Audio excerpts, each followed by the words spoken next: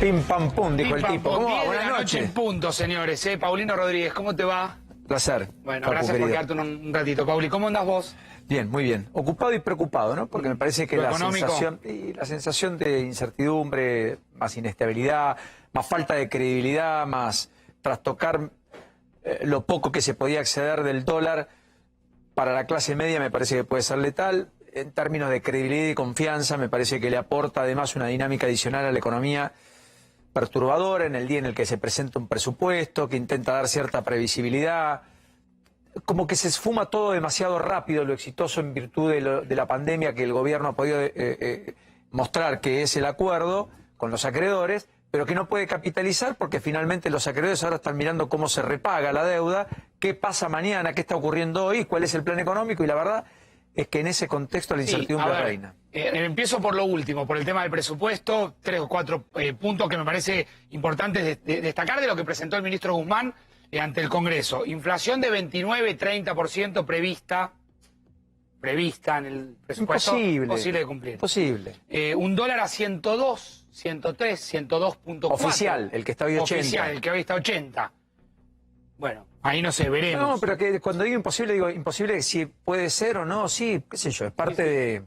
Sí, presupuesto suele ser como una suerte de en países como la Argentina... de balance dibujado, claro. donde voy, en lo países como la presento y después veo Argentina, qué hago, ¿no? En países como la Argentina...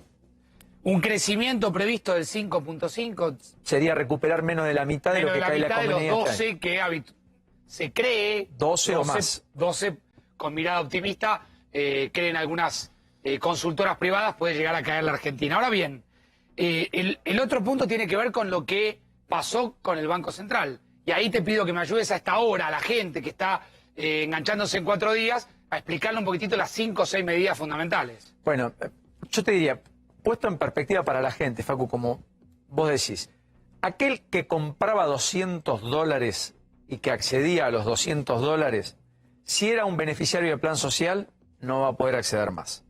Se terminó tabicado, automáticamente. Cuando comprabas $200, vos comprabas los 200, pero además hacías erogaciones con tu tarjeta, probablemente, o con débito, de pagos que hacías en dólares. Por ejemplo, Netflix, Spotify, Netflix, o apps para nuestros hijos, que valen 1,99, 2,99, 4, todo eso después vos lo pagabas en pesos, naturalmente, pero eran dólares al exterior, al dólar oficial. Supongamos más el que vos 30. tenés un gasto de $74. Bueno, vas a poder acceder a 126 ¿Y quién hace la cuentita? Porque tenés que hacer la cuenta todos los meses. Automáticamente, bueno, claro, ahí está el problema. Te va a permitir o no la compra el propio banco, que va a ser el garante de que vos no te excedas. Donde vos haces la operación. Supongamos que vos tenés algún servicio on demand, algún servicio de música, alguna compra que hagas, juntás $65 sí, el mes de octubre. Septiembre. Yo voy a tener que calcular 65 menos 200 y eso es lo que voy a poder comprar. Ponele que compres 200 en octubre y te lo validen. Sí. Para noviembre vas a tener el descuento de lo que te excediste más el descuento del mes de octubre.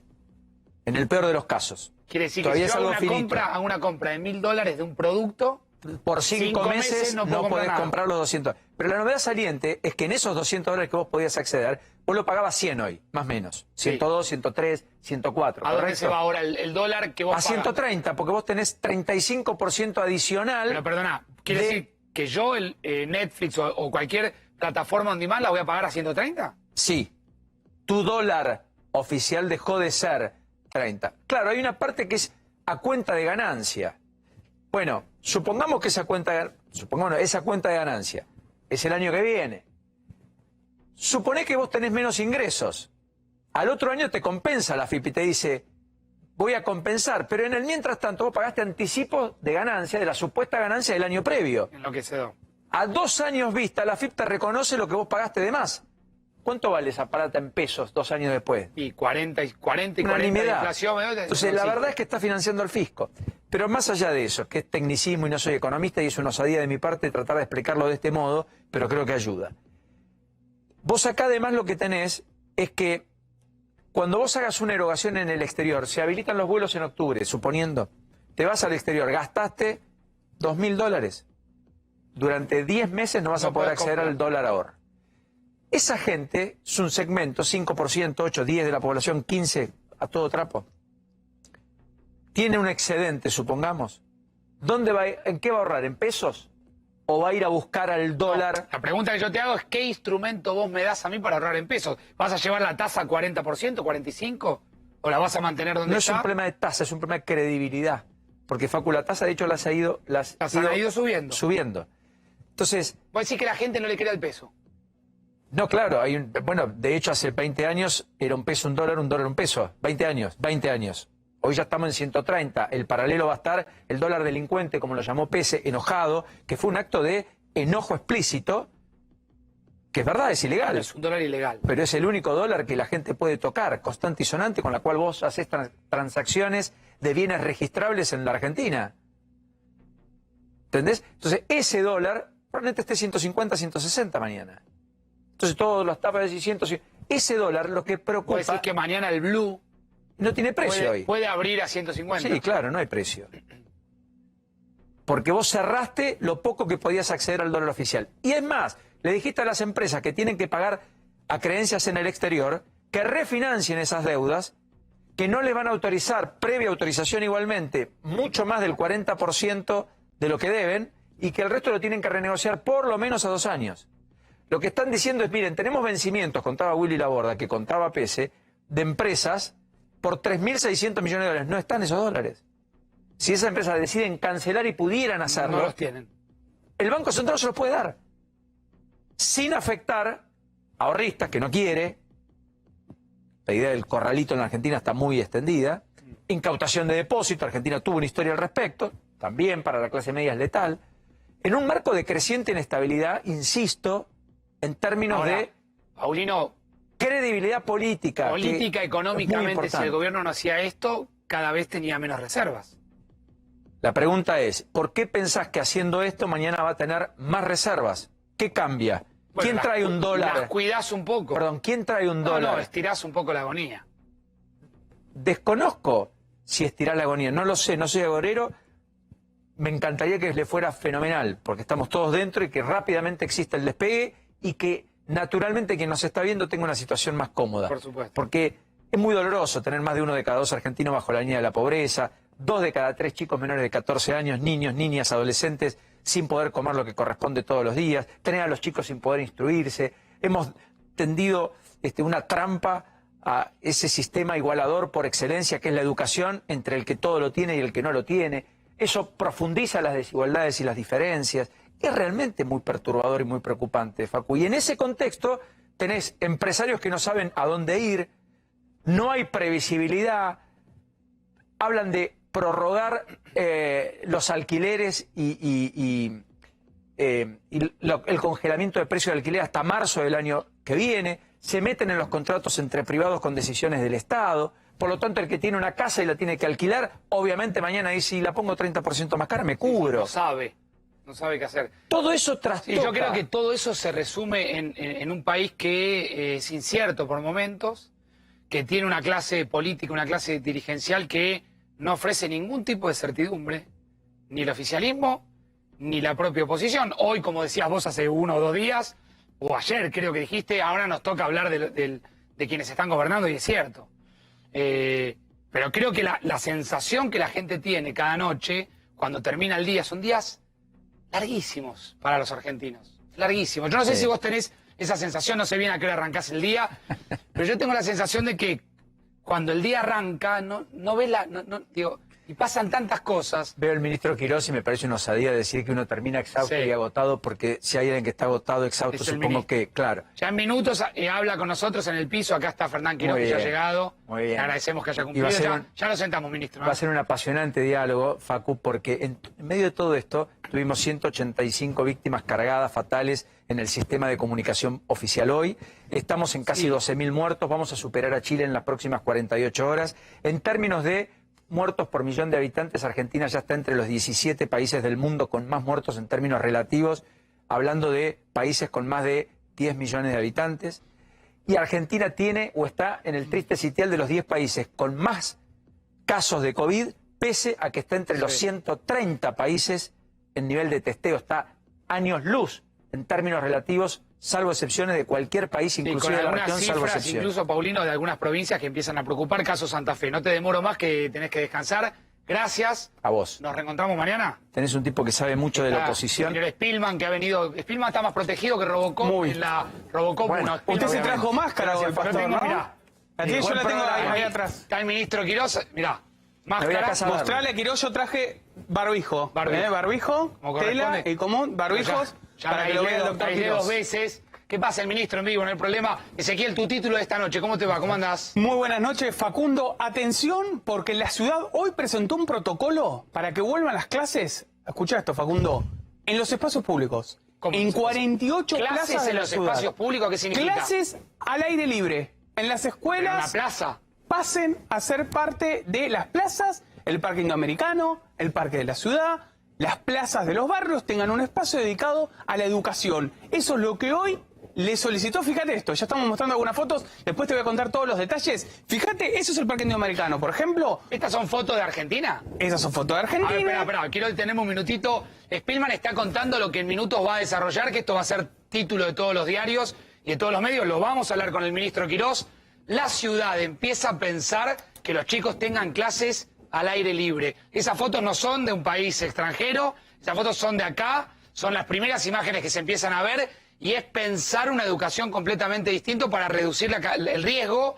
¿Esto también es Argentina? Eso es Argentina, son los pruebas renders, que ¿no? se Las hicieron. pruebas, claro, las pruebas que empezó a hacer el Ministerio de Educación de la ciudad de cómo sería el regreso a clases por primera vez en la Argentina al aire libre, en espacios públicos, 48 plazas de la ciudad, incluidos los parques más grandes. En un ratito te voy a dar todos los detalles. Bueno, titulazo de Spillman esta noche en 4 días y en minutos vamos a hablar mucho de vacunas. ¿Qué está pasando acá en el hospital militar con las vacunas? ¿Qué está pasando en el mundo con las vacunas?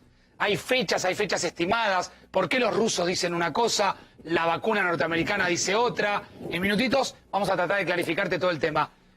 Doctor, ¿cómo le va? Buenas noches. ¿Qué tal? Buenas noches. ¿Cómo anda? Gracias por venir. No, gracias por invitarme. estar esta noche aquí con nosotros. ¿La idea es empezar a dictar clases al aire libre? Sí, en realidad lo que nosotros estamos trabajando hace rato, sobre todo en la ministra Acuña, pero estamos acomodándonos nosotros técnicamente, en alternativas de cómo ir en un orden de prioridades por el nivel de riesgo y el nivel de vulnerabilidad, recuperando el vínculo escolar, ¿no? Eso significa, primero de todo, como ya lo hemos discutido tantas veces, estos 6.000, 6.500 chicos que han perdido el vínculo escolar, ellos y su familia, ir a verlos puerta a puerta, casa a casa, comprender el mecanismo, las dimensiones que hacen que el chico se pierde la escuela, que son multifactoriales, por supuesto, en términos sociales, económicos, de la vincularidad familiar, del contexto del niño, y proponerles una revinculación. Hay varios estudios internacionales que demuestran que los que se han desvinculado de la escuela les cuesta muchísimo más revincularse. Cuanto más tiempo pasa, es peor. Y entonces nosotros lo primero que quisiéramos hacer es sobre estos chicos hacer una actividad que proponemos al aire libre, como bien estaban comentando ustedes, con diferentes metodologías, pero básicamente acá lo más importante es reconstruir ese vínculo. Luego, por supuesto, agregarle contenido educativo y contenido de socialización, pero sobre todo recuperar el vínculo y que el niño ese retome su costumbre del vínculo escolar. Ahora, ministro, si se armó un lío tremendo con los bares, que ahora lo vamos a desarrollar, no me quiero imaginar lo que va a pasar cuando esto... Ustedes esto lo van a pedir. Usted mañana se ve con el ministro nacional. Habitualmente sí, supongo yo que va a ser mañana, no tengo exactamente... No tiene todavía formalmente un encuentro. Siempre nos encontramos antes del día jueves, con lo cual seguramente mañana va a ser, pero ¿Usted no le va a tengo... llevar esta propuesta al ministro nacional? Bueno, la ministra Acuña hoy lo ha hablado con el ministro Trota ya el tema, de manera que ellos ya lo conocen bien, yo ya lo he hablado también con integrantes del Ministerio de Salud de la Nación. Pero aún sí. usted no tiene confirmada la reunión de mañana con Ginés. Habitualmente nos encontramos con mucha facilidad en el día, con lo cual no tengo confirmada la hora, pero seguramente va a ocurrir mañana. ¿Le molestó las críticas del ministro? No, respecto no, a la no. actitud que la ciudad tiene, que es una actitud más aperturista. El ministro dijo algo así como que hay una suerte de, dijo, en la ciudad compararon la situación con el conurbano y hablaron de indignación selectiva. Esto lo dicen ustedes en base a lo que había dicho justamente Ginés. Ahora, hay un cortocircuito entre nación y ciudad. Digamos, claramente, a mí nunca me molestan las críticas y menos de una persona como Ginés que tiene una trayectoria en la salud pública indiscutible en la Argentina. Lo que yo puedo hacer es explicar a la ciudadanía lo que estamos haciendo, que es mi responsabilidad. y lo he dicho muchas veces, nosotros lo que veníamos identificando en las últimas semanas es cada vez más un vínculo entre los nuevos enfermos y sus contactos estrechos y los encuentros sociales a puertas cerradas en las casas. Tanto familiares, sociales, como O sea, para escolares. la ciudad la gente se contagia dentro de las casas. No, no es que para la ciudad. Nosotros identificamos en las investigaciones epidemiológicas que cada vez había más contactos estrechos y contagios ocurridos en encuentros sociales dentro de las casas.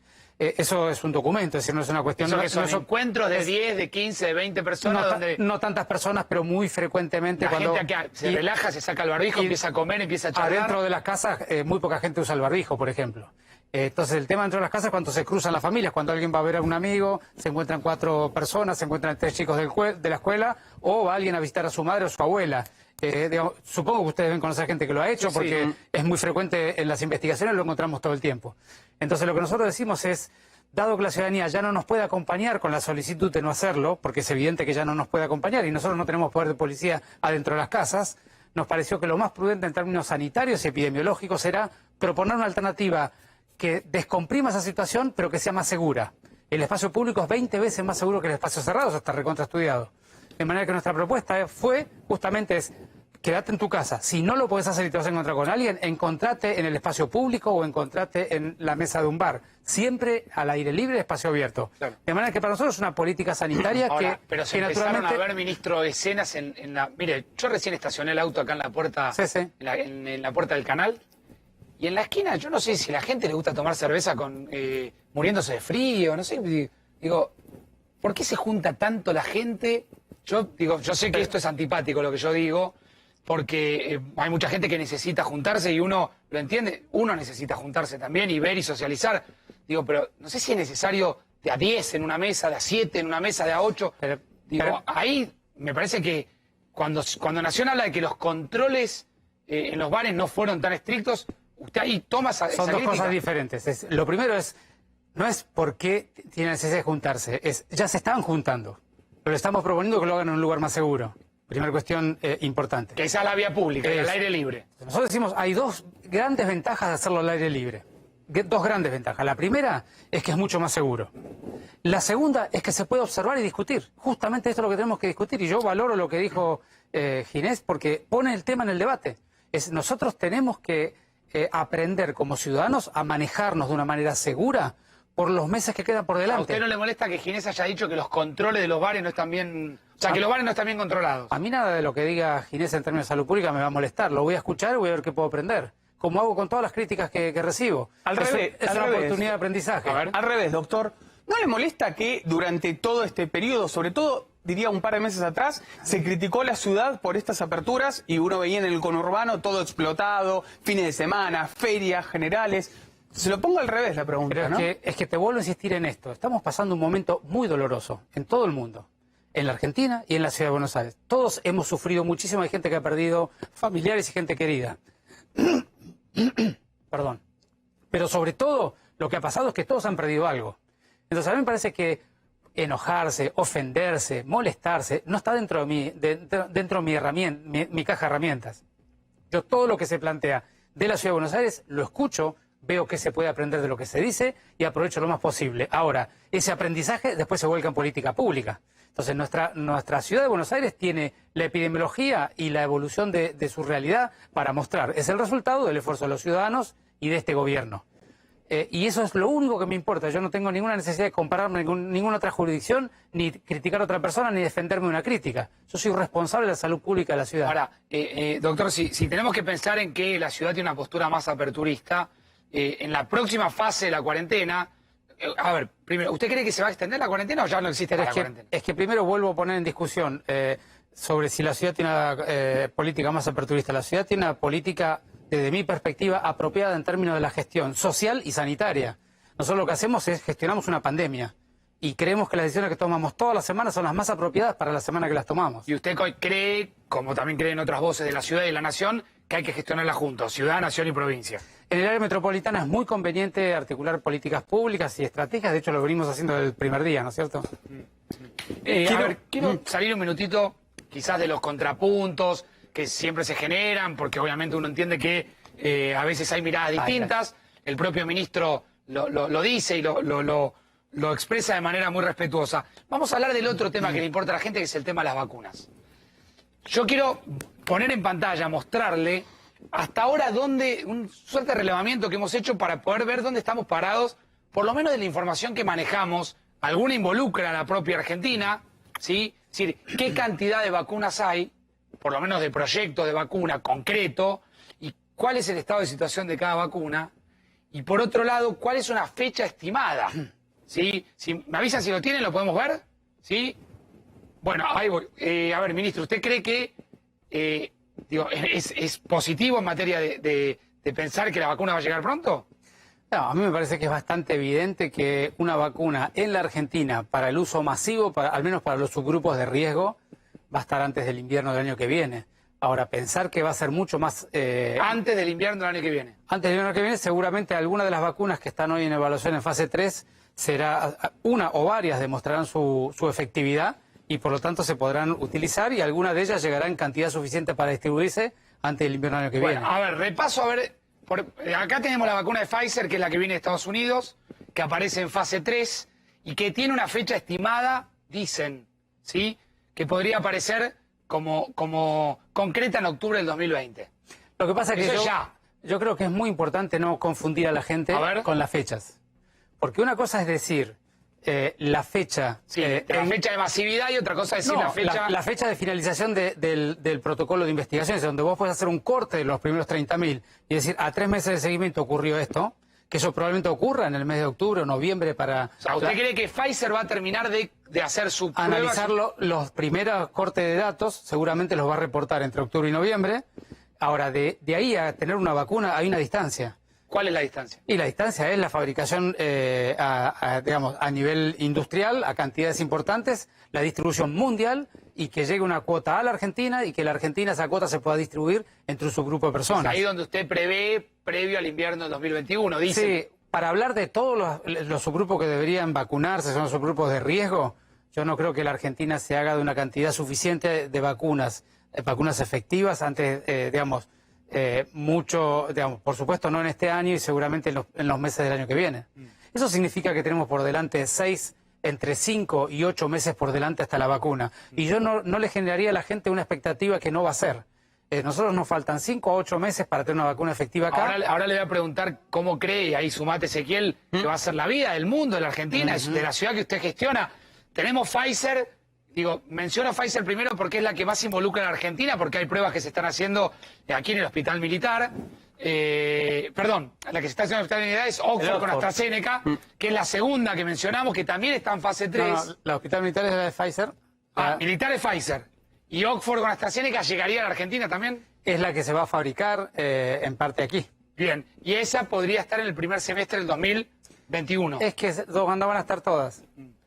La otra es Moderna, que también está en fase 3 y que también está prevista para el primer semestre del 2021. ¿Qué mirada tiene de la vacuna rusa?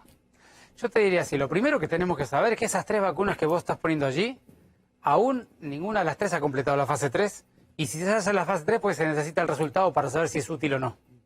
Con lo cual, primero hay que esperar el resultado y ver que sean útiles las 3. ¿Qué cosas no tendrían que pasar en la fase 3? Bueno, en la fase 3 vos evaluás básicamente 2 cosas. Una esencial, que es el grado de efectividad o eficacia, si vos querés decirlo de una manera, que es a 100 personas le das la vacuna, a otras 100 personas no se la das, y te fijas de esas 200 personas quién se enferma más.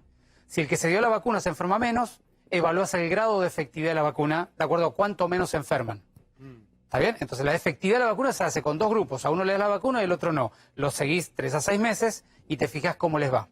Que es un tiempo de seguimiento muy corto, pero que son muchísimas personas al mismo tiempo, alcanza para demostrar la efectividad. Entonces, todavía no tenemos demostrada la efectividad de ninguna de las 3.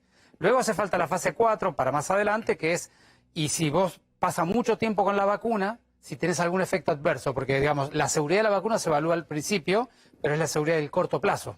Pero, digamos, los efectos adversos de las vacunas de largo plazo, al año, a los 2 años, hay que esperar 1 o 2 años de vacunación.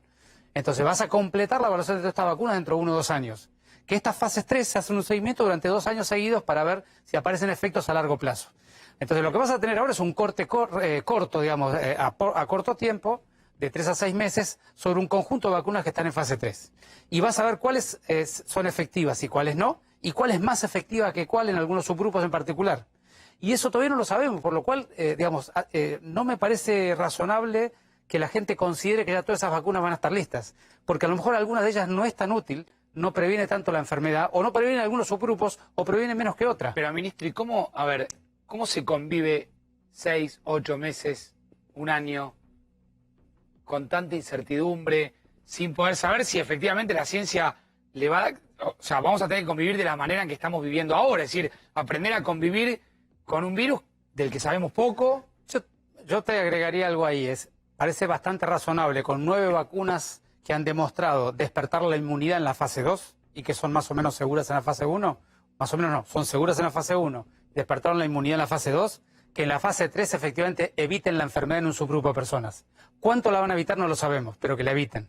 Entonces es muy probable que estas 9 vacunas, varias de ellas sean efectivas para evitar la enfermedad o disminuir el riesgo de enfermedad o evitar la enfermedad grave. A lo mejor te enfermas igual, pero tenés un resfrío muy sencillo o muy simple de pasar. A ver, Ezequiel, súmate, dale. Antes de meterme con las nuevas posibles flexibilizaciones o reapertura de la ciudad, te quiero preguntar sobre el ibuprofeno que se inhala.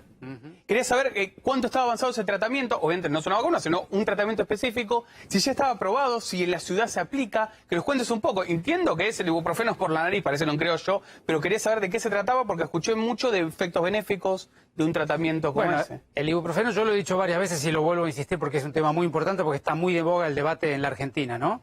El ibuprofeno es un tratamiento de lo que se llama técnicamente que tiene plausibilidad, es decir, posibilidad biológica de ayudar en la enfermedad. Hay más de 240 drogas que tienen plausibilidad biológica al día de hoy en el mundo evaluándose. Es decir, tenemos una cantidad enorme de trabajos de investigación, siempre con un grupo donde se le da la droga y otro grupo que lo llama grupo control, que recibe un placebo y se fija, el que recibe la droga le va mejor que el grupo que no recibe la droga, y entonces se evalúa de vuelta la eficacia del tratamiento, al igual que la vacuna. Entonces, medicamentos que hayan demostrado contra un grupo control, que son efectivamente mejores que el grupo control, es decir, que tienen un efecto benéfico, hasta el día de hoy, el único que ha demostrado con cierta certeza bajar la mortalidad son los corticoides en pacientes graves. El corticoide desinflama y ayuda, estamos hablando de... A ver, diferenciemos lo que es proyecto de vacuna con algunos tratamientos. Ahora estamos hablando de tratamientos, ¿no? Tratamientos. Solo que la forma de evaluación es la misma. La investigación en humanos es muy delicada y para vos pasar a fases avanzadas necesitas, y sobre todo indicarlo terapéuticamente, necesitas un trabajo que demuestre que al grupo que lo recibe es mejor que el que no lo recibe. Eso se llaman trials clínicos, trabajo de investigación con grupo control, doble ciego, en fin. Entonces, lo único que se ha demostrado hasta el día de hoy es que los corticoides disminuyen la mortalidad y el tiempo en respirador. Luego, hay un par de drogas que tienen alguna posibilidad o tienen una demostración poco robusta de que pueden ser útiles. Y luego hay un montón de drogas que posiblemente sean muy buenas, pero algunas están evaluándose y otras no han tenido un trabajo de investigación con un grupo control. Hoy hubo y dame un segundito, perdóname, si termino esto, perdóname. No, por favor. Para contestarle a Ezequiel. Entonces, el ibuprofeno inhalado, al igual que el plasma del convaleciente, no tiene ningún trabajo de investigación con un grupo control que haya demostrado que es mejor que no darlo. Entonces hay que ser muy prudente con las indicaciones. Todas las indicaciones médicas, todas las aprobaciones de la ANMAT y de todas las autoridades regulatorias requieren un trabajo de investigación que lo demuestre. Entonces, lo que me parece que, yo he hablado con varias personas que están en ese proyecto y les he dado toda la oferta de la colaboración en el Ministerio de Salud con los hospitales públicos para poder llevar adelante ese proyecto de investigación, que lo presenten en un comité de ética, que se apruebe porque es investigación en humanos, que se apruebe en el comité de ética verdaderamente cómo se va a hacer y luego llevarlo adelante. En la práctica, al día de hoy, ese tratamiento, al igual que el plasma, vuelvo a repetir, no ha demostrado que sea mejor que no darlo. Está lleno de anécdotas no desde el punto de vista despectivo, ¿no? Anécdotas desde el punto de vista de gente que te dice, lo recibí y mejoré al ratito, pero ahí hay un fenómeno muy importante que en investigación clínica se necesita, que el grupo control, porque hay mucha cuestión de mejoras espontáneas, mejoras evolutivas, que uno no se las puede escribir a la droga. Doctor, uno hablando, usando el término anécdota, que en verdad son historias, pero uno ha escuchado historias de gente conocida, amigos, que recibieron plasma a las 24 horas, hicieron así, y hay otros que tardaron 48, otros que tardaron 70. Es que hay mucha, es una Pero enfermedad Martín que... Insaurralde, Gustavo López, nuestro Gustavo colega, López es uno de los le ejemplos. aplicaron plasma, doctor, y le fue bien. Y creo que con el ibuprofeno, no sé si fue Babi o hubo un par de personas Babi. conocidas. Pero es que así no es la investigación clínica en humanos. Estamos hablando de experimentación en humanos y hay toda una metodología y una regulación científica. Entonces, esta enfermedad es una enfermedad que tiene mucha evolución espontánea hacia la mejoría. De hecho, la letalidad es del 2%, 98% se mejoran. Entonces, asignar un tratamiento que no tiene un grupo de control y porque mejore asignarle al beneficio del tratamiento no es apropiado. No es así, Por eso que el plasma al día de hoy todavía no se han terminado los trabajos. Ahora, que no se malinterprete lo que voy a decir, usted explíquemelo con las palabras con las que lo explica, Fernán. Los médicos, ¿qué hacen? Van probando. Que esto no es despectivo, ¿no? Al contrario, digo... No, es que por eso te digo, el protocolo es muy estricto. Es decir, vos tenés la plausibilidad de un tratamiento posible, lo demostrás en experimentación en animales, en fases experimentales, demostrás que es seguro y que efectivamente tiene un mecanismo biológico posible de acción y que a los animales los mejoran, lo llevas a la experimentación en humanos. Eso se hizo con el suero de equino, con el plasma, con el ibuprofeno. Y porque si fuera, vos fíjate, si aplicáramos el plasma libremente o el ibuprofeno libremente, ¿por qué no aplicamos la vacuna libremente? Claro. Es exactamente lo mismo. La vacuna, estamos hace 6 meses lidiando con la vacuna porque hay que pasar los procesos de experimentación en humanos. Entonces es muy importante, los tratamientos en humanos tienen un protocolo, una regulación, un conjunto de personas que cuidan que esos protocolos protejan la integridad de los que son experimentados, que son las personas que aceptan entrar en la experimentación, y por supuesto regulan y supervisan la evolución clínica de esas personas y que el resultado de la experimentación sea el correcto. Me quedo con el tema, doctor, de los tratamientos. Lo quiero llevar a algo que hoy salió en Estados Unidos, que ahí generó un gran revuelo. Se llama AB8. No sé si usted, me imagino que sabe de qué se trata, me va a ayudar a explicarlo. Esto que ven acá es algo de lo cual se está hablando muchísimo en Estados Unidos, sobre todo porque se está especulando políticamente. No lo voy a meter al ministro en eso, porque se dice que Donald Trump necesita inevitablemente una foto con una vacuna, una foto con un tratamiento, y si hay alguien que está corriendo la carrera del tiempo es Donald Trump, porque, si no me equivoco, el 3 de noviembre, cae martes, hay elecciones en Estados Unidos. Y muchos analistas dicen, sin una vacuna, que ya sabemos que no va a estar, o sin un tratamiento, sin esa foto, va a ser difícil la reelección de Donald Trump. Entonces, aparece hoy esto, que viene de una investigación que hace la Universidad de Pittsburgh en Estados Unidos, que hoy fue publicado por una revista científica que se llama Cell de Célula, que hace referencia a una investigación que pone una luz de esperanza sobre la aparición de un anticuerpo que neutraliza el COVID-19. Usted sabe que de lo que más me apasionó, de lo poco que me apasionó de toda esta pandemia, Fernán, en estas horas. de lo poco que me apasionó, es de tratar de entender el sistema inmunológico de una persona. ¿Por qué usted se defiende de una manera, su sistema inmunológico, yo me defiendo de otra, Ezequiel de otra? Esto, ¿cómo lo ve, doctor? ¿Lo ve con cierta posibilidad de que se meta entre la idea de un tratamiento y una vacuna o todavía es muy prematuro? Es que, como te dije, plausibilidad, hay infinidad de tratamientos. Este es uno más. Y déjame una aclaración y después volvemos a este tratamiento en particular, alguna pequeña explicación. Las ciencias médicas están en un momento de enorme riesgo. Y la política, el interés geopolítico y el interés de los países ha entrado dentro de la participación de la investigación clínica. Y lo vemos con las vacunas, lo vemos con todas estas cuestiones. De manera que hay que ser tremendamente prudente y muy cuidadoso. Las ciencias médicas han cometido a lo largo de la historia un montón de investigaciones que han demostrado resultados que luego se demostraron incorrectos. Eso siendo muy rigurosos y tomando el tiempo suficiente para cada cosa. En esta enfermedad todos están absolutamente presionados para en 2 semanas decir si algo funciona o no funciona, claro. Y eso es poner en tensión a todos los sistemas de control de la investigación en humanos. Entonces hay que ser muy prudente y muy cuidadoso. Viniendo para aquí...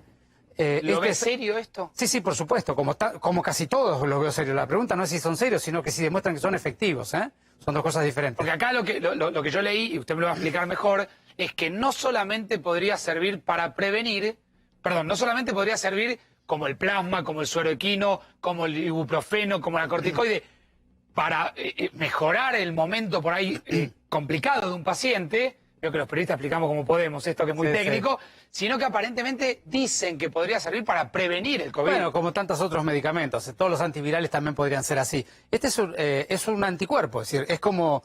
descubrieron un anticuerpo. En realidad, del anticuerpo, tomaron una porción del anticuerpo. Muy minúscula. Sí, es una de las partes, la parte pesada del anticuerpo tiene unos componentes, ¿no? Un componente que se vincula con el receptor de lo que se va a vincular y luego una estructura que la soporta, de donde se vincula luego con los linfocitos y con los glóbulos blancos.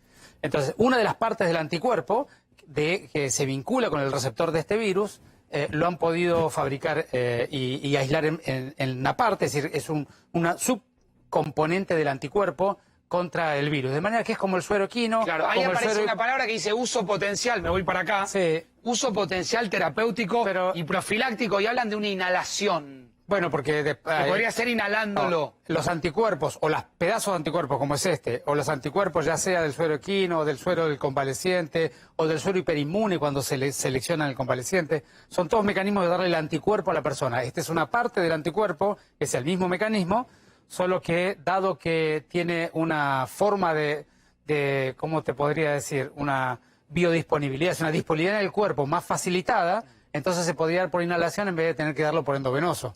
Pero es un tema de una facilidad de aplicación nada más. Y esto usted lo ponemos dentro de la categoría de tratamiento, ¿no? Pero con muchos tratamientos son también profilácticos, preventivos. Si vos tenés un antiviral que mata al virus, también podrías... ¿Por qué todos no estamos previniéndonos con cosas como esta? Porque nada todavía demostró que sea útil para nada. Al día de hoy, vuelvo a insistirte con lo primero, el único tratamiento que ha demostrado ser mejor que no darle nada al sujeto en términos de fármacos, Luego hay un montón de tratamientos que hacen al soporte vital, los anticoagulantes, hay un montón de tratamientos aparte, pero estamos hablando del tratamiento antiviral. Sí, sí. No hay ningún tratamiento antiviral que haya demostrado ser mejor que no darle nada.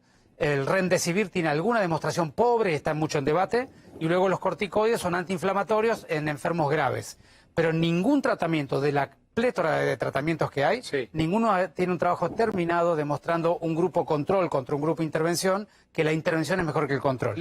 Lo saco ya de toda la explicación que nos ha dado, aparte lo hemos aprovechado, es una clase la que da, Quirós. Yo tengo una hermana médica y la verdad nunca en la vida vi a una persona estudiar tanto como estudian los médicos. Horas y horas y horas. Padre y hermana aparte, médica, Facundo, vos tenés padre y 66 años, sigue estudiando como si tuviese 20. Admiración por los médicos. Yo que estudié abogacía, que digo, agarras el código, periodismo, menos que lees menos, los artículos. Facundo. Ahora, quiero llevarlo a otro tema, doctor, que es, digo, y no lo quiero meter en el tema político, que es lo que uno muchas veces escucha, ya es un tema más sociológico, si se quiere. Uno muchas veces escucha frases de aquellos que participan de algunas marchas, lo saco del tema político, no me interesa ir por ese lado, y uno escucha que hay muchas frases negacionistas, conspirativas, simplificadoras. Puedo pensar alguna. Esto es una gripecita. Esto lo armó China para destruir a Estados Unidos. Esto no es... A toda esa gente que todavía, que es una porción de la sociedad, minúscula o no importa si marcha, contra qué marcha, lo saco de ese tema, no lo quiero. Digo, ¿qué le diría a esa gente que todavía le cuesta entender, creer, darse cuenta que esto, lo voy a decir en términos no muy acá, que esto no es joda? Lo primero que tengo para decirte es que nada de lo que yo vaya a decir va a modificar su forma de pensar. Lo segundo que tengo que decir, y que viene al debate que teníamos al principio con los bares, es que nosotros no estamos aquí para describir la realidad, nosotros estamos para gestionarla. Por eso yo estoy a cargo del Ministerio de Salud de la ciudad. Eso significa no solamente gestionar la pandemia en términos sanitarios, sino comprender que toda pandemia tiene un componente de gestión social que incluye lo comunicacional, pero la gestión social, porque mi tarea es lograr comprender cómo razona, cómo piensa y por qué piensa cada cosa que piensa la ciudadanía y encontrar un punto de diálogo y de una propuesta común que todos la puedan cumplir. Y justamente de eso es lo que estoy haciendo desde el día 1, tratando de comprender cómo piensa la gente, tratando de ayudar horizontalmente a la reflexión colectiva, no porque yo lo diga, sino porque en cada familia debería generarse, entre cada grupo de amigos, en cada lugar, cierto diálogo. ¿Te reconoce que hay un sector de la sociedad que no está reflexionando? Todas las personas tenemos cierta dificultad para reflexionar cuando de la reflexión deviene el cambio de uno. Es mucho más fácil reflexionar sobre lo que hace mal el otro, ¿no? Lo que se llama la heterocrítica. Criticar al otro es mucho más fácil que la autocrítica, ¿no? Pero las pandemias no tenemos tiempo para tanta discusión. Lo que necesitamos es que encontrar políticas públicas que encuentren un denominador común donde la mayoría las cumpla. Y por eso, desde mi perspectiva, no sirve nada sentarse en un lugar y decir esto es así y el que no lo cumple se equivoca, porque cuando alguien se equivoca nos equivocamos todos, y entre ellos los que estamos conduciendo. Entonces, digamos, yo pienso muy diferente, me cuesta entender cómo razona una persona que quema un barbijo, por ejemplo, me cuesta, pero yo no hago una cuestión peyorativa en contra, sino trato de comprender cómo razona para poder darle el mensaje correcto para que reflexione. ¿Usted no cree, doctor, que detrás de esas, no sé si actitudes, yo tampoco las voy a cuestionar, no es la intención, pero no hay una negación?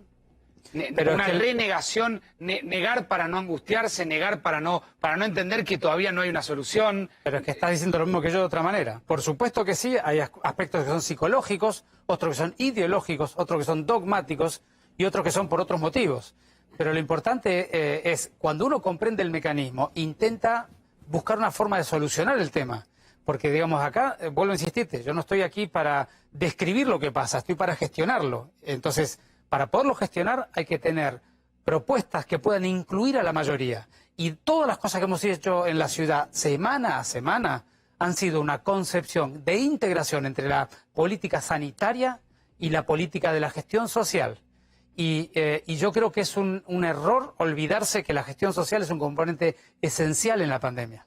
Facu, déjame preguntarle 2 cuestiones puntuales al doctor antes de despedirlo. Servicio doméstico, doctor, que es una cosa que venían trabajando, que es complicado porque una parte importante del personal de servicio doméstico viene de la provincia de Buenos Aires, con lo cual hay que ver cómo vendría hasta acá, o si el personal privado debería ponerle el auto, pero si van a permitir que vuelva el servicio doméstico a las casas particulares de la ciudad. Nosotros todavía estamos con un número de casos altos, si bien las últimas 2 semanas han bajado, estamos hoy en un promedio de 1.100 por día, cuando veníamos de 1.300. Así que estamos un poco mejor. Todavía no hemos tenido suficiente cantidad de días de descenso para solidificar ese descenso, con lo cual somos muy prudentes en esta etapa, intentando seguir con la misma política de todo lo que efectivamente ocurre puertas adentro, llevarlo puertas afuera. Claro. Entonces proponemos el encuentro de los niños con la escuela puertas afuera, porque hoy ya están afuera en algún lugar de su barrio, en su casa. Proponemos el tema de los encuentros en los bares y en las plazas puertas afuera.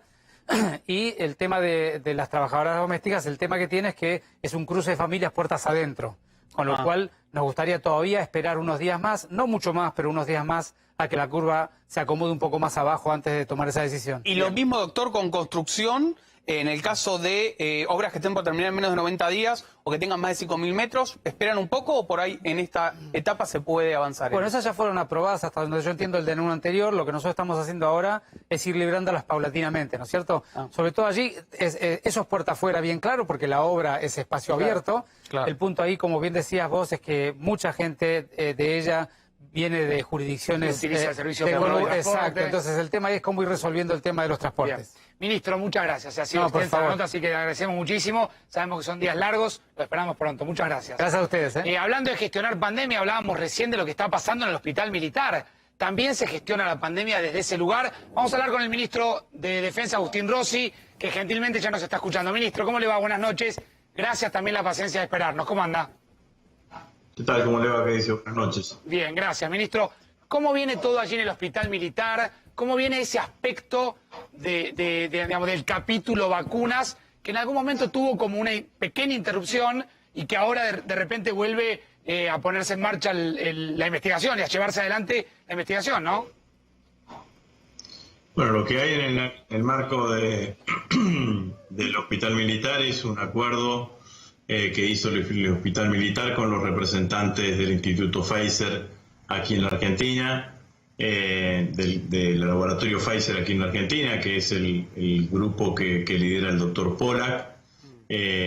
Por eso se convino de que la experiencia de la aplicación en la tercera fase de la vacuna que se iba a hacer en la Argentina iba a utilizar la infraestructura o parte de la infraestructura del Hospital Militar Central. Esto se está llevando adelante adecuadamente, entiendo. Entiendo ya que se va por la segunda aplicación de la dosis. La vacuna de Pfizer estipula 2 dosis y los resultados obviamente hasta ahora se manejan con la reserva del caso que se maneja en este tipo de situaciones. Para nosotros, desde el punto de vista de lo que significa la sanidad militar, que tiene 17 hospitales militares a lo largo y ancho de todo el país, que pusimos 2 hospitales reubicables, que hay una cantidad de médicos militares o de militares que son médicos, enfermeras y paramédicos que trabajan dentro de los hospitales militares. La decisión de Pfizer de acordar con el Hospital Militar Central es una decisión que nos jerarquiza, sin ninguna duda, que prestigia y que es un reconocimiento a la sanidad militar que es de jerarquía en la Argentina, no sin ninguna duda. Ahora, ministro, lo hemos hablado creo que en alguna oportunidad, pero quiero ratificar esta información. Están alistados todos los hospitales militares del país. Sí, las Fuerzas Armadas llevan más de 16.000 acciones en todo el país. Alguien me dice acá, por favor, corríjamelo si no es así, que es el despliegue más importante de las Fuerzas Armadas después de la Guerra de Malvinas. ¿Esto es así? Sí. Sí, es así. Nosotros cuando comenzó la pandemia, el presidente de la Nación me convocó y me dijo, me acuerdo, un domingo a la mañana, me dijo, mirá, hay que poner y disponer todas las capacidades que tengan las Fuerzas Armadas en colaborar con la respuesta que la Argentina va a dar ante la lucha ante la pandemia. Y eso fue lo que hicimos. Dividimos el país en 14 regiones de emergencia, con cada una con sus comandantes.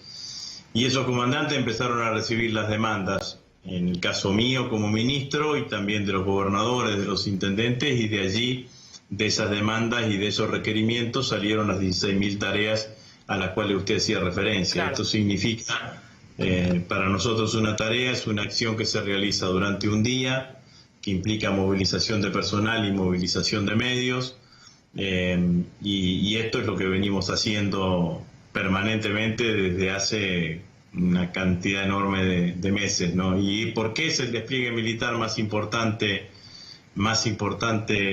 desde la recuperación de Malvinas, desde la Guerra de Malvinas? Bueno, primero porque hemos desplegado de los 82.000 hombres que tienen las Fuerzas Armadas hoy, se han desplegado en el terreno 60.000. No significa que esos 60.000 estén desplegados el día de hoy, significa que en algún momento estos 60.000 hombres en algún momento estuvieron en el terreno. En segundo lugar, porque por la ocupación geográfica, estamos absolutamente en todo el país.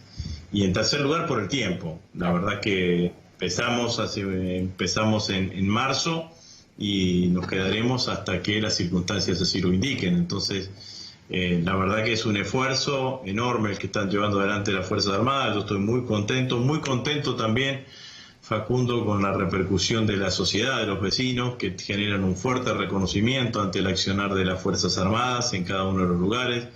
A veces lo reciben con aplausos o lo despiden con aplausos, pero hay una empatía, y esto me parece que es muy importante. A mí me pone muy contento en ese sentido. Claro. A ver, ministro, a propósito de eso que usted cuenta, y con tantas especulaciones que hubo en los últimos días, lo que pasó con la fuerza policial, ¿con qué ejército se encontró en este sentido? Había sentido de pertenencia, lo están viviendo, por supuesto es incomparable con lo que fue Malvinas, pero lo están viviendo con sentido de pertenencia. Y por otro lado, ¿había un ejército preparado para enfrentar, desde el punto de vista ya del equipamiento, no? Hay dos cuestiones, digamos, ¿no? Las Fuerzas Armadas viven con muchísimo compromiso todo lo que se está realizando en materia de COVID, que para nosotros es el plan de Operación General Manuel Belgrano. Viven también muy bien el reconocimiento que están recibiendo. Esto también, claro. Eso también es cierto. Se sienten reconocidas, se sienten útiles, se siente que el Estado está usando todas las capacidades que tienen las Fuerzas Armadas hoy en Argentina, que demuestran ser una agencia logística muy importante y distribuida armónicamente en todo el país. Lo hemos hecho con el equipamiento que teníamos. Obviamente que si tendríamos más equipamiento hubiésemos hecho más cosas. Esto es así. De hecho, tenemos mucha expectativa que mañana el Senado pueda aprobar el proyecto del FONDEF, que ya tiene sanción, tiene el despacho de comisión por unanimidad en la Cámara, en las comisiones de Defensa y de Presupuesto del Senado, que está incluido en el tratamiento de mañana, Y eso significaría un hecho histórico, ¿no? Porque sería la primera vez en la historia argentina que las Fuerzas Armadas tendrían un fondo específico para su reequipamiento, además con una clara indicación de que esos fondos, esos recursos que estén involucrados en esos fondos tienen que invertirse de la siguiente manera. Primero, reutilizar todo lo que podamos llegar a tener, todo el material y el equipamiento y los sistemas de armas existentes. Segundo, producir en la Argentina y, salvo en el caso de que no se pueda producir en la Argentina, importar, pero siempre con transferencia de tecnología para que en algún momento se pueda hacer. Y esto entonces genera un doble efecto, digamos, no se van a poder reequipar las Fuerzas Armadas y por el otro lado va a ser un fuerte impacto en el desarrollo de la industria de la defensa. Ministro, por último le hago una del punto de vista político, porque hemos hablado bastante de la pandemia. Tuvo declaraciones altisonantes y muy duras respecto a la carta del expresidente Mauricio Macri. ¿Usted qué mirada tiene de la oposición? Pues lo leí decir algo así como que Macri reafirma el carácter destituyente que la oposición tiene. ¿Usted cree que la oposición tiene un carácter destituyente? Yo creo que la carta del presidente Macri empieza a construir un relato que legitime una oposición cada vez más agresiva, con intentos desestabilizantes, sin ninguna duda. A mí me parece que es una carta extraña de Macri, porque todo lo que dice ahí y que nos inculpa a nosotros como gobierno, en realidad son cosas que sucedieron y que hizo él cuando fue gobierno, ¿no? Él colonizó el Poder Judicial, él armó una mesa judicial, él intentó meter dos miembros de la Corte por la ventana, él construyó un partido judicial como ariete de persecución de dirigentes políticos, él abrió y cerró el Congreso cuando le convino, él consiguió leyes, y doy fe porque yo era diputado, con presiones a los gobernadores en búsqueda de recursos. Entonces, y empieza a construir un relato ahora en donde pareciese que en la Argentina faltan las libertades, y la verdad es que nada de eso ha sucedido en la Argentina, sino, yo lo digo con mucho respeto porque cada uno de los países tiene la libertad de hacer lo que tenga que hacer. Le podría preguntarle a su amigo, el presidente de Chile, que en Chile hay estado de excepción, y que en Chile, al haber estado de excepción, que es un estado de sitio, obviamente una cantidad de libertades que están suprimidas. En la Argentina, todas las decisiones que se ha tomado y que ha tomado el presidente Alberto Fernández, la ha hecho sin modificar el sistema jurídico de nuestro país. Solamente tenemos una declaración de emergencia por la pandemia, y a partir de allí sugerencias y decisiones que tenían que ver con organizar la circulación social de manera tal de evitar mayores cantidades de contagios. Entonces, me parece que en un escenario como el que veníamos durante la semana pasada, con la sublevación policial, que la oposición y que el expresidente Macri salga con una decisión de estas características, con tanta dureza, de tan descalificatoria al gobierno, me parece que no está pensada en empezar a construir un relato que legitime una oposición mucho más dura de la que tenemos hoy todavía. Bien. Ministro, gracias por estos minutos de aire aquí en 4 días. Gracias. Muchas gracias a ustedes. Claro, hasta luego. Nos vamos con la placa de recuperados, como habitualmente lo hacemos. Me corro y quiero irme con la foto final de Spillman de las escuelas al aire libre. 438.883 recuperados en la Argentina. Cifra importante, cifra que también nos abre una luz de esperanza. Dame la foto de Spillman, la última, en un título, Ezequiel. Piensan Se reabren las escuelas, pero en el espacio público, Facundo, en plazas. La idea es que estén los alumnos de último año y de primer grado, y también en los terciarios. Bueno, se va a ver esto seguramente mañana. Mañana nos reencontramos a las 10 de la noche, hacemos 4 días. Quédense en América. Chau.